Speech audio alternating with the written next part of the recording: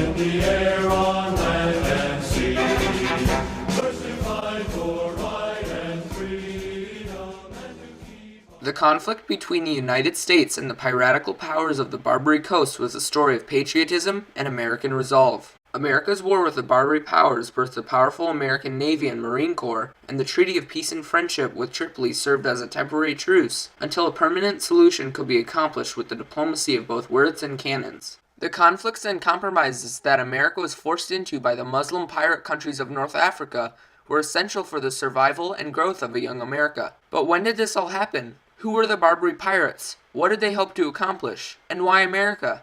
In order to understand the answers to these questions, we first have to understand how the extortion of the United States trade industry began.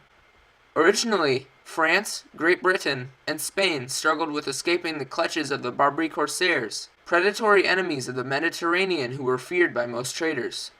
According to Dr. Tiffany Brooks, corsairs were lawfully commissioned, although Europeans might consider them as pirates because they were 1, not Christian and therefore uncivilized, and 2, took white Europeans and others as slaves. America was without a navy, and Barbary pirates enslaved American traders and brutalized them with horrid torture methods.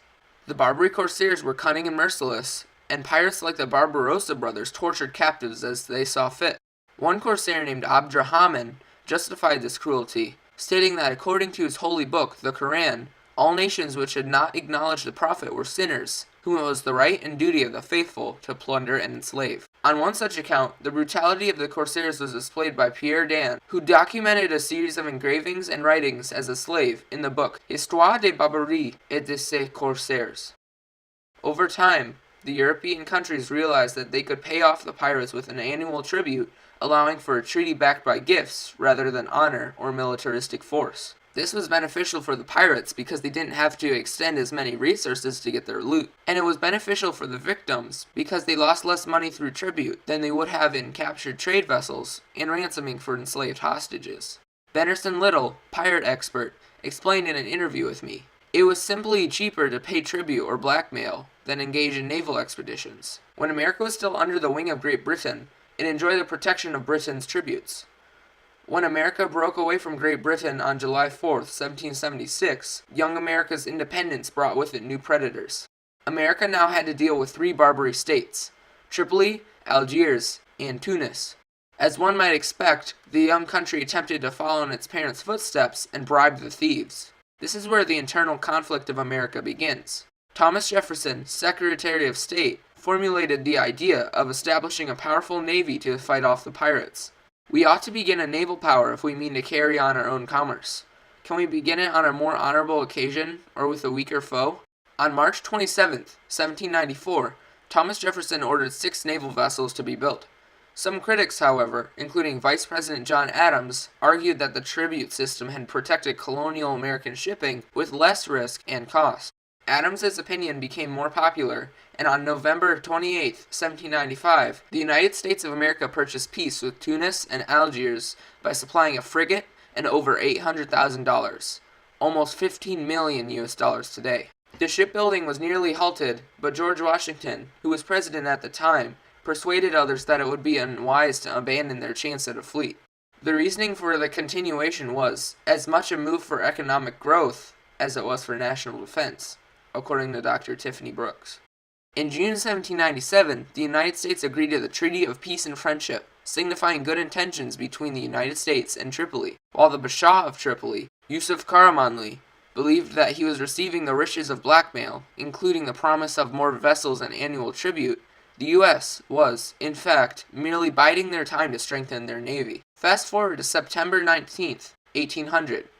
The U.S. fell behind on its tribute to Algiers, Tripoli, and Tunis. When the USS George Washington arrived in Algiers, the most powerful of the pirate states, with tribute, Baba Mustafa stated that he would grant the U.S. the ability to make it up to him by letting them run a small errand for him. "You pay me tribute, by which you have become my slaves. I have, therefore, a right to order you as I may think proper." Mustafa demanded that USS George Washington sail to Constantinople with a cargo of 200 slaves and servants and nearly 200 animals. Worst of all, they were required to sail their ship under the Algerine flag. William Bainbridge, captain of the USS George Washington, tried everything to sustain the honor of the United States. Finally, when armed conflict threatened, the Americans conceded. The U.S. was powerless. Bainbridge recorded, "Some tears fell at this instance of national humility. I hope I shall never again be sent to Algiers with tribute, unless I am authorized to deliver it from the mouth of our cannon." Something had to be done. On May 10, 1801, Tripoli declared war against America after yet another insufficient tribute, and bribery seemed to be out of the question. Many battles took place, and the fight between the American ship, the Enterprise, and the Tripolitan ship, the Tripoli, exemplified a common occurrence. During this battle, the Tripoli pretended to surrender 5 times, until Captain Andrew Sterrett of the Enterprise yelled, "Sink the villains!"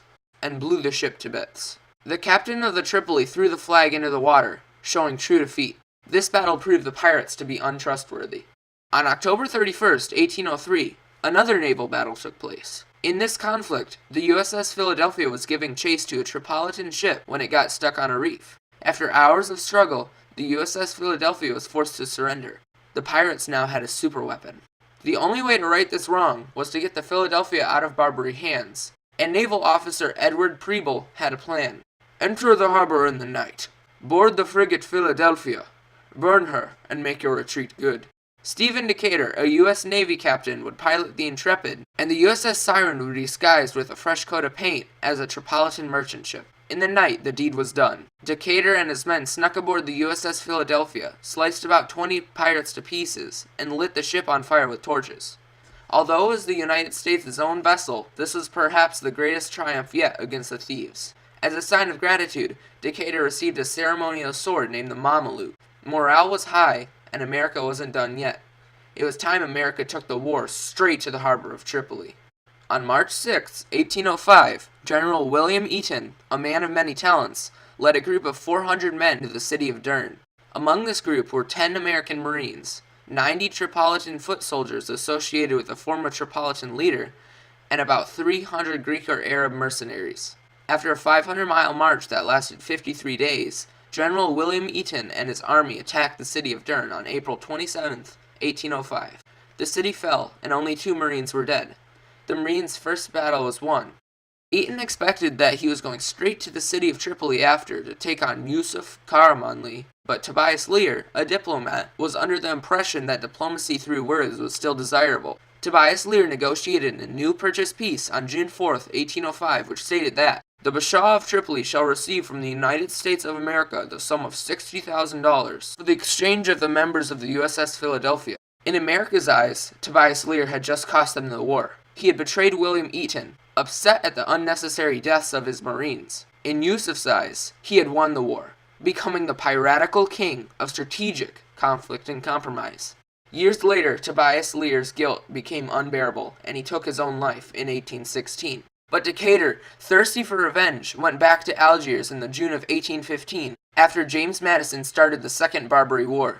Decatur was eager to achieve peace, without any terms of tribute or bribery. He intended to finish Eaton's mission, freeing the United States from the clutches of the Barbary States. His fleet consisted of 10 warships, including his own, the USS Guerriere. He made short work of the Algerine Navy, and went on to force a peace treaty within 48 hours of the attack. The United States fined Algiers $100,000, equal to almost $2 million today. They also demanded full shipping rights and the perpetual peace between America and Algiers, proving the power of America's established navy. He even rescued all of the captive British soldiers as a token of peace with Great Britain, despite the animosity caused by the War of 1812. The Corsairs lost their power over North America after this, and this inspired European countries to take a stand to eliminate the pirate problem on August 27, 1816, with the bombardment of Algiers.